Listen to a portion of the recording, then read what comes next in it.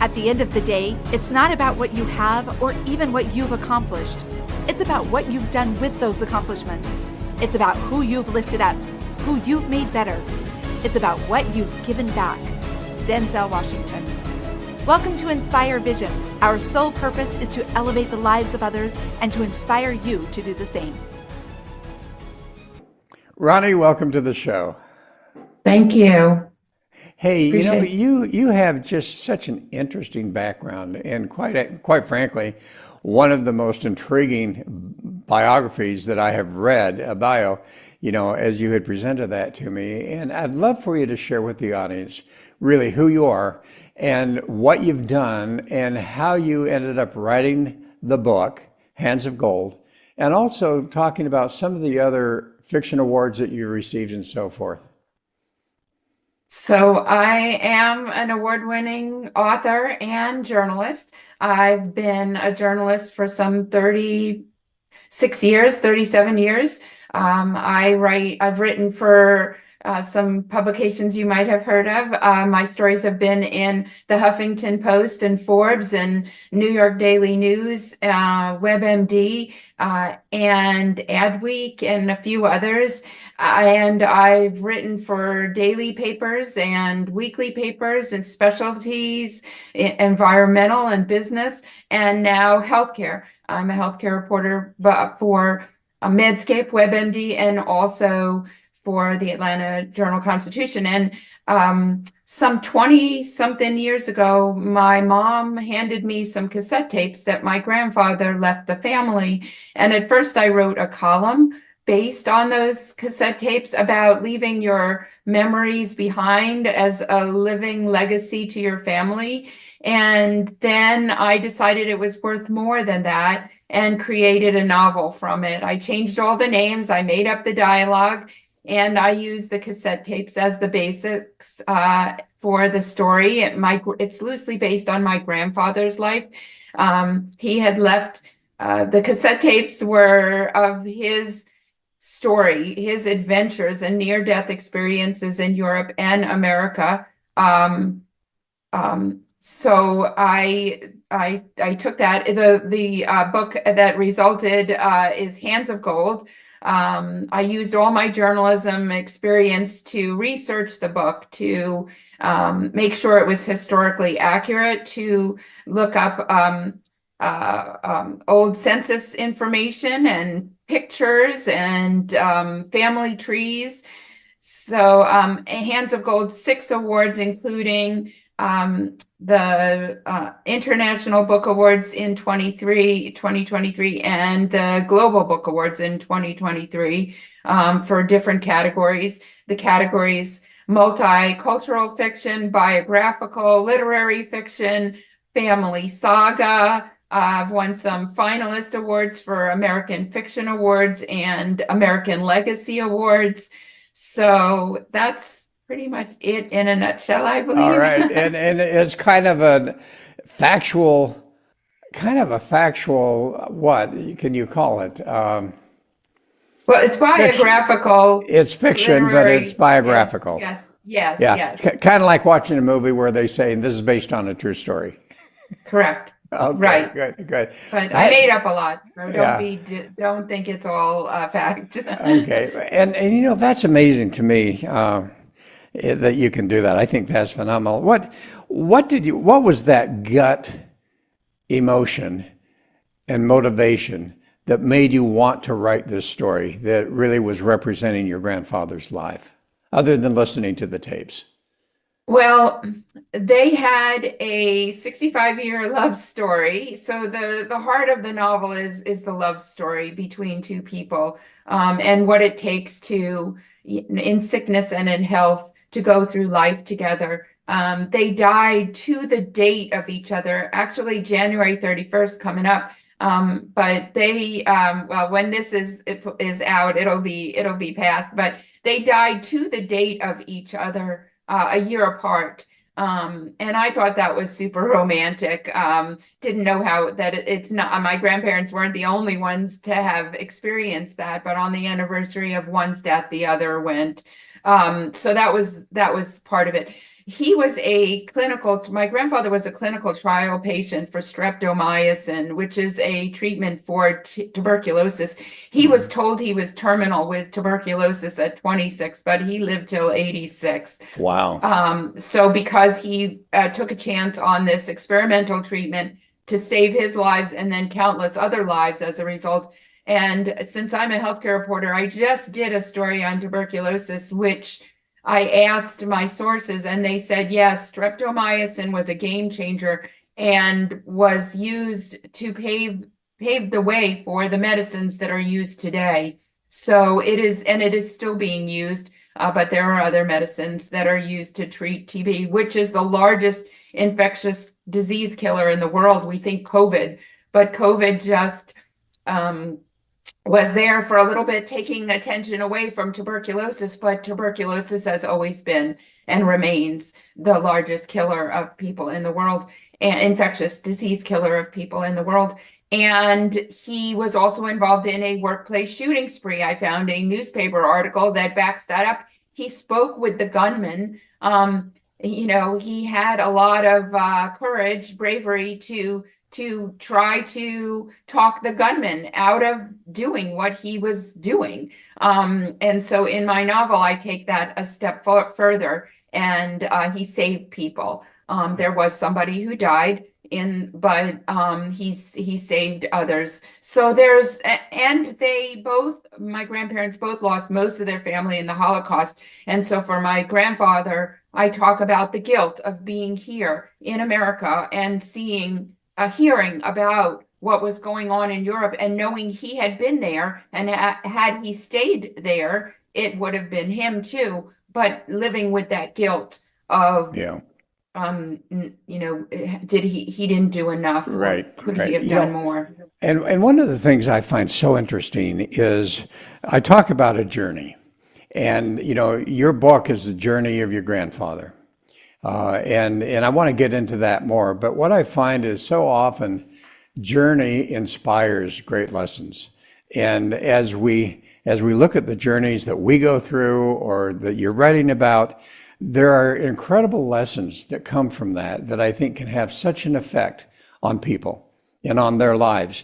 And I know for you had your own journey writing that book. It took you a while. And as you did that, what were some of the lessons you learned from your journey in even writing the book? Not the book itself, but just your own personal experience in writing a book. Well, whether it was fiction or nonfiction, the challenge of writing more than a couple of thousand words for a journalist is always there. Now, I tend to write long anyway, so I used to write for Gannett, which is USA Today style. Florida Today, it was the first. It was the guide that created, the test case for USA Today, and we used to have to write short stories, really short stories, really, get to the heart of things quickly. But this was a challenge to take a story, 80,000 words, so basically it's little stories in a novel. I mean, if you think about it, chapters in a book are little stories within a bigger story. So that was challenging. As far as fiction is concerned, making up interviews, making up dialogue was the most challenging thing for me, because yes, I had the cassette tapes and could use some of the dialogue, some of the words my grandfather shared in the cassette tapes, but that would be very monotone. You got to have other voices, Right. and you got to have him talking to other people. So all of that, those interactions were challenging to me. Some would say it was freeing to be able to be a journalist and make up things, not stick to all the facts, but be creative. Some may say that. I find that I like to stick to the facts. So it was extra challenging for me to go outside of my comfort zone and make it into a novel and change everything and not be, and be historically accurate, but but be able to also make up scenes Well, and and dialogue. you just talked about one lesson I think that's so important, and that's getting out of your comfort zone and being and having the courage to actually get out of your comfort zone. And were there times that you wanted to give up on this dream of writing this book? And if so, how did you overcome that? So I think the rejections probably made me feel like I couldn't do what I wanted to do. And that was not just write the book, but put it out there and share it with other people. I mean, I've always been published, so I wanted to be published professionally and not just do it myself. I've never been published. uh, I've never published my own work per se, except now you can do that on the internet. Right. But I wanted to submit it to a professional publisher and have it be something that was selected. So I held out for that. So that was discouraging. Um, I doubted myself all the way along. I had imposter syndrome, as they call it. Yes, I was a published writer. Yes, I had gotten big publications to pick up my work. I'd gotten paid to be a writer. That's what I've been trained for. But and I should also add, I was trained a little bit in writing, creative writing in Hmm. college, but I still doubted whether I could be an author, what really that would take, and whether I had what it would take. I just needed a yes, I guess, along the way, and I did get a yes, but then I got cold feet and scared myself and the publisher away because I was concerned about what if somebody sues me? What if my family sues me? And although that didn't happen, it scared my first publisher away after having worked with me for 2 years. So there was a lot of discouragement along the way. And I could have given up so many times. I could have given up by how many rejections I got. Sometimes I think I quit, but I was in it for the long haul, and it took me a long time. It took me some 20 years from start to finish to get to the finish line. But I made it. So it What doesn't what matter gave you anymore. what gave you the courage? What ultimately was that inner aspect that gave you the courage to keep going? I mean, I can't even imagine. I'm thinking about writing a book, and I am not a writer. And you talk about 80,000 words, and I had come up with about 20,000 words, and I had talked to an editor, and they said, we're not even going to waste our time with you. You have to have at least 40 to 50,000. And it's like, oh, I don't know if I can do that. But for you, what inside of you gave you the courage with all the rejection and with all the fear, which oftentimes is what stops us from doing things? What gave you the courage to keep going? What was that inner sense within yourself? Well, I knew I was a published writer, so I think that helped me. I knew I had been picked up by these big publications, and I had people along the way say, "This is really good." I won a award in 2009, the Amazon Breakthrough Novel Award contest. I was a quarterfinalist for historical fiction. Now I had entered that award a couple of times, maybe two other times, but then I won for quarterfinalist, which means that the beginning of the book was really strong. So I had that encouragement. Again, a lot more rejections after that, but finally I got it approved by a publisher. So but that took a long time. So the inner strength was just, I'm going to do this. If it ends up that it's just something I pass to my family, okay, fine. But I really wanted I was determined. I don't know what to tell you. I'm pretty type A. I'll just say I do 3 hours on the spin bike on every Sunday. I think people Wow. would say you're insane. You're neurotic. Whatever it is that makes me do crazy things, whatever that is, the willing to do what other people aren't, maybe is what kept me on my path. And just goes to show it's never, never give up on your dreams. So I don't know what to tell you about that. That's It's right. over And now. So, one of the things I find fascinating as I talk to different people on the podcast is how much our life experiences can, to some degree, create our later on experiences. And I know in your bio, you talk about one of the fiction awards that you got, but you also talk about an investigative piece that you did about Jewish seniors who fell out of touch. Can you talk yes. about that a little bit? Because I find that's number one, I think should be very interesting. But number two, then I wonder, as you have done those type of investigative reports, how that could ultimately affect your fear of going forward. Well, the story, I won a Simon Rockhour Award for a story about Jews who were out of touch or out of touch with seniors in nursing homes. And that played into the novel. That is, the novel begins and ends in a nursing home and then goes through the life of the people in that I'm spotlighting, my main characters. So that did play a role in that we don't visit and value our elders as much as we should. We may stick them in a home and let them live out their lives. But even before that, I think they start getting ignored, or you try, but you really just want to be with people, younger people, at family gatherings. So more your same age. So I did work that in. As far as discouraging, I don't know that it discouraged me, because I knew I had won awards. I knew I had won awards before for my writing.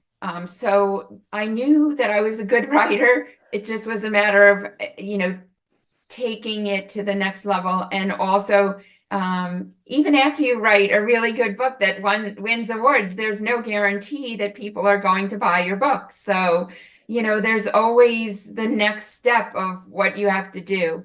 The discouraging part was just being diligent to stay on it. I was raising my children at the time, but this was my goal: write a book, write this book. It was in stages, so I transcribed all the notes. So I saw I had enough to take it through several chapters with different scenes, different themes of different stories that I needed to flesh out. So then it was just a matter of filling in the blanks. And I worked on it when my children were taking naps or when they were at school. So this was my job. That was my job. It didn't make any money, so I also was freelancing at the time when I could. So I was doing 3 things at once. All right. So if I'm reading your book, okay, what are the lessons? I mean, as you talk about your grandfather's journey, whether it be fiction or whatever, there's got to be an incredible amount of lessons. And what I find is so often as we read those novels that really represent true lives to a large degree, that there are lessons that we learn that can be so impactful in our lives, in our own individual lives. So as you think about the book, if someone were to read that and then come back and talk to you about it, what do you think would be some of the lessons that they would say they learned from your book? And what were some of the lessons that you felt as you wrote it that you were really sharing with other people so that it might affect their lives in a positive way? So I feel like the capacity to experience something challenging and still push on is a big theme of this novel. Is we have the ability to endure more than we think we can. And if people had it much worse back when, I mean, they were going through wars. Their families were all dying in wars. People were serving their country. So my grandfather had tuberculosis, and he had 5 children. And my grandmother had to step in and be the breadwinner at a time when women were not breadwinners. And so I think some of the lessons that definitely come out of the book are never give up, endure. You have the ability to persist, to persevere beyond, and take the obstacles, take the challenges in your life and conquer them. So those are some of the main lessons, and appreciate the what you have, your blessings in life. They appreciated their family. They appreciated the freedom that they were enjoying in America, knowing what they had left in Europe, as in anti-Semitism rampant. They knew that they would be able to earn more money in America for their family than and their children would grow up in a land of opportunity. So, my grandfather and my grandmother made it from Europe to here. My grandfather walked across countries to get to a point where he could come on ship, not through Ellis Island. He jumped ship on a work ship. So he found ways. He used his resources, and made connections, and found a way to get to fulfill his dream. So of making it to America and providing a nice life for his family, and a life where he could be free to practice his religion openly. That those were important values for him. And I think we need to just take time to appreciate our own blessings and our own freedoms that those who went before us paved the way for us to have. Well, now, was his wife with him at that time in that journey, or did he meet her once he got here to the U.S.? He met her when he came here to the U.S. They actually met in Canada, Okay. and through they both have relatives in Canada, so they met there. And then he became sick, but she came to visit him. When I knew them, she was always the one that was lumbering, and her legs had circulation problems. She had circulation problems, and so she had trouble moving. But he was the one who, for such a long time, she had to be the strong one to help and support the family. So they really went through a lot together. But it was once they both were here. Well, and you talked about you briefly about his journey. It sounds fascinating. It sounds like, I'd love for you to share the non-fictional part of his journey. What were some of the experiences? You talked about he jumped ship, but you went a little fast on that. What were some of the actual things that he had to overcome as he walked across many nations with that dream to get here to Canada, at least at that point in time, then ultimately the United States? But what were some of the experiences that he had to overcome? So he was a farmer, so he was used to being on his feet. He was used to living off the land. He knew about what to eat and what not. He depended on the kindness of strangers, mostly determining who was going to be the kind folks. Jewish people. He figured out where the Jewish people were. Stick with your own kind. That would be maybe safer. So he was able to successfully do that, but he had to bear the elements. He hid in barns. He didn't make it out the first time. He went so far as Prague, and then he ran out of money. So he had to go back and had to try again. So there's the lesson of if at first you don't succeed, try and try Yeah. again. So he went back with his tail between his legs, I guess they say. He had to, okay, that didn't work. I'm gonna have to figure something else out. I'm gonna have to be smarter this time. So he went back, he earned enough money and tried again. And this time he was successful. And he used all the resources that he had, but he was used to hard labor. He was used to roughing it, and he was used to being out long hours in the fields, and carrying heavy weight. And so he was a go-getter and a tough guy. And I never saw him like that, but that's what he had, a lot of inner strength to do that. And he prayed, he was spiritual, so he had a belief in a higher power to help him along his way. And it worked out, but it wouldn't be easy for most people. I'd compare it to the fact that my son and my brother and his boys have been trained as Boy Scouts. That they know a little bit about living outdoors and what to do to get by. To be resourceful in that way. But I don't know how my grandfather was able to do it, actually.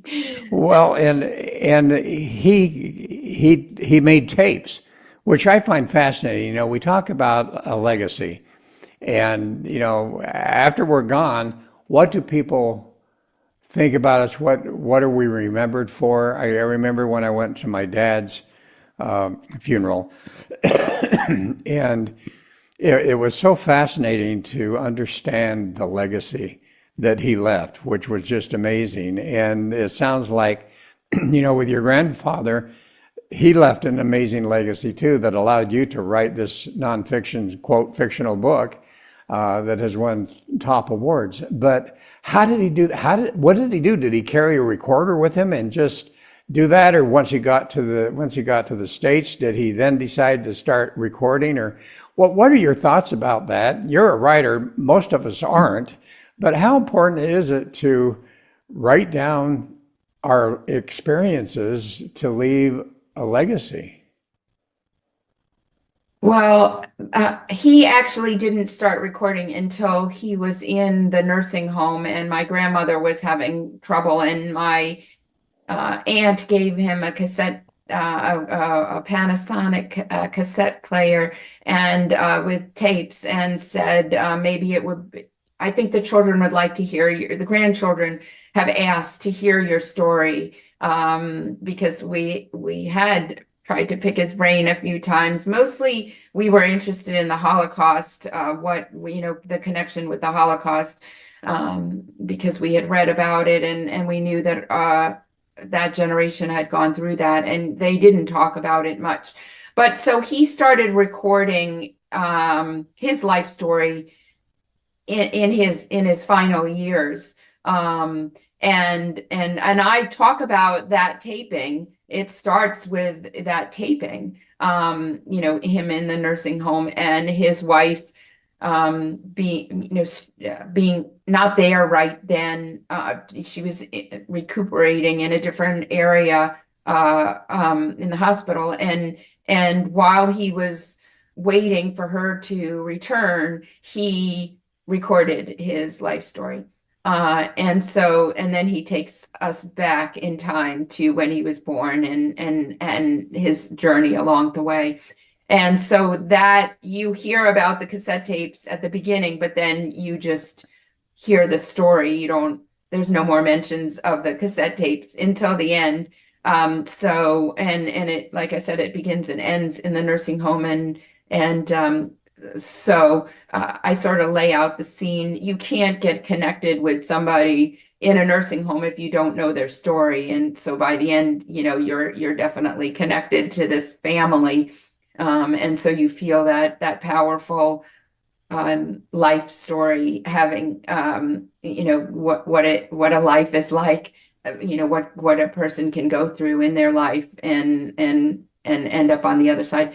So so no, not along the way. I don't even know if they had cassette tapes back I was going to then. say, I don't know how he did it. No cassette tapes, but he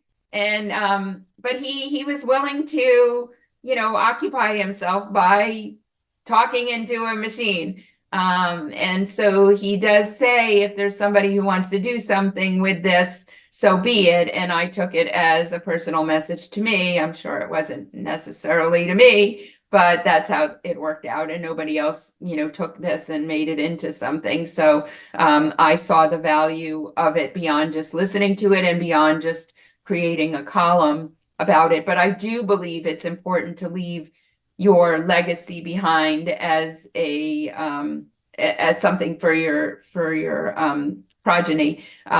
You can leave pictures, but if there's nobody to explain the pictures, or they wear out over time, the black and white pictures, you don't really know what's going on in the scene. So I tell people it can start, and for me, it started when my children were born. I kept a baby book with different reflections, and I've put different items in there along the way, but certainly this is what happened when you were born, and these are your grandparents, and so they have that. I don't know whether I'll get to writing about myself. Next, I'm writing about my dad. And since I seem to be on a track of strong male characters in my family, I'm not sure we'll get to me. But and my life doesn't even seem as interesting as their lives to me. So if someone's listening to this and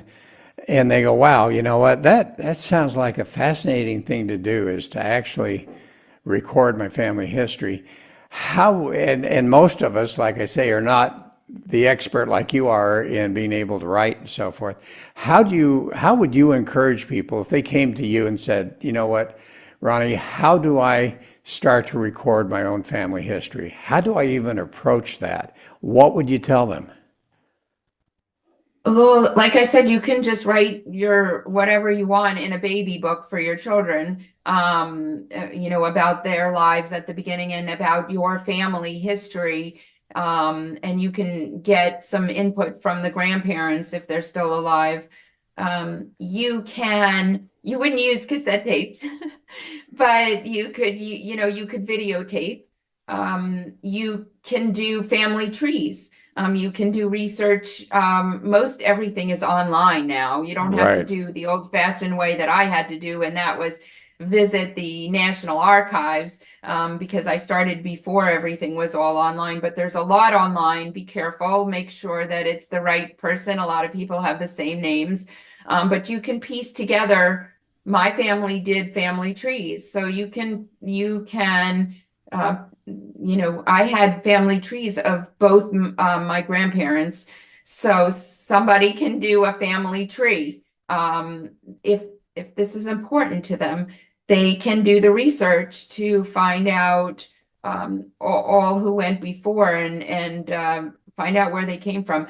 This book is a legacy to my children. But again, you don't have to be a writer. You don't even have to be a writer to write in a baby book. You just pull together, get other people to write things and send it to you, and just write down your thoughts. Photo albums, great, but maybe some context. Write something in the photo out if anyone even does photo albums. I'm afraid all of this is not going to be preserved as much anymore because Kind of going everything is away. digital, and we don't get pictures printed out much anymore. But just keep telling your stories, keep telling, sharing with your family your stories so that they can tell their children about your stories. If you've got an interesting life, you collect things. I hate to tell you that because I keep too many things. But if there's albums, photo albums, my my kids were fascinated, my young adult kids were fascinated to see old photo books. So I hope that the younger generation will continue to keep photo books, or that we can, or that anyone cares to go online and look at past photos that are kept online. So just Well, and try to do it in whatever way you know how. yeah, and it's interesting that in the Americas, in the U.S., we've kind of lost that concept, and I find it fascinating being here in Asia, and I haven't seen it as much here in Thailand, but I know in other Asian countries that legacy, that that generational family history is so important. And they honor and respect the parents and the grandparents and the great grandparents and so on and so forth. And somewhere along the line, I think we've kind of lost that culture. And yet at the same time, when you look at what that achieves for them and the cultural differences and the kindness and all of the things that they experience because of that, I find is so fascinating compared to what we experience now in the United States, when we really don't do much of that. Right, right.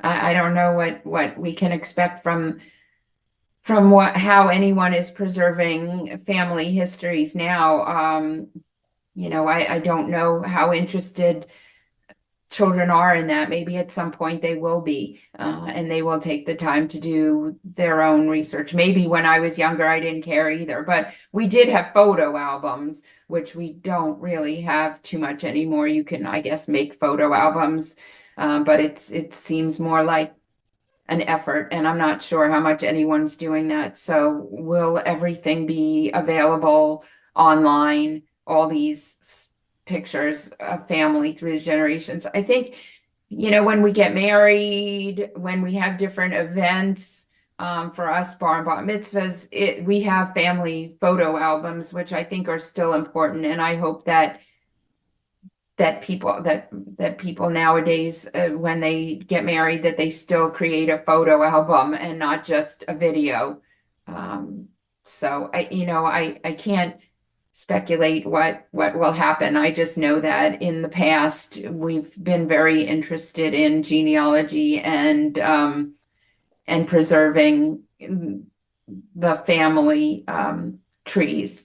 Yes, So yes. yeah, so Well, I have it for my family. I can't tell what anyone else has, but you can videotape, and you can interview your grandparents. and it can ultimately make a difference for your progenitor, for your grandparent, your grandchildren, your great grandchildren, and so forth, when you do that. So, as we close, Roni, what would be a message that you really would want to share with the audience that would make a difference for them to think about?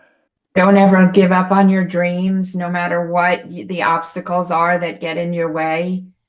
Keep pushing past anything that limits you. If it's your dream, go for it, and don't let people tell you it can't be done either.